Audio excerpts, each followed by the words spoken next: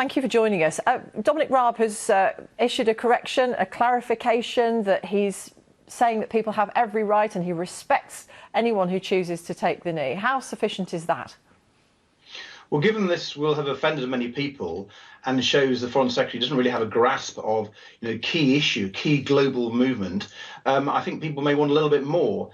He didn't seem to understand the origins of this, that this was about an American football player, Colin Kaepernick, who started in 2016 this act of defiance and protest against how the police in the US were brutalizing black people, that he seems to think it was, came from the Game of Thrones.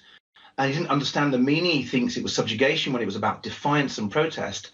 That's why people are alarmed that the Foreign Secretary of all people seems so out of touch.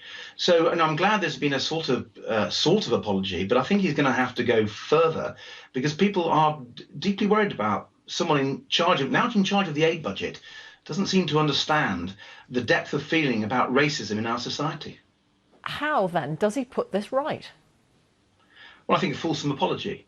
And maybe he should actually say that he will take the knee.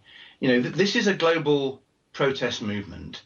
We know there's racism in our society. We know we're not equal. We know that, frankly, some of the government's policies discriminate. I mean, I asked the Prime Minister just 2 weeks ago about the stop and search powers. The suspicionless stop and search powers, in which a black person is stopped and searched 47 times more than a white person in the UK. This sort of discrimination and racism is what fuels people's alarms, and they don't feel that the society is fair and equal.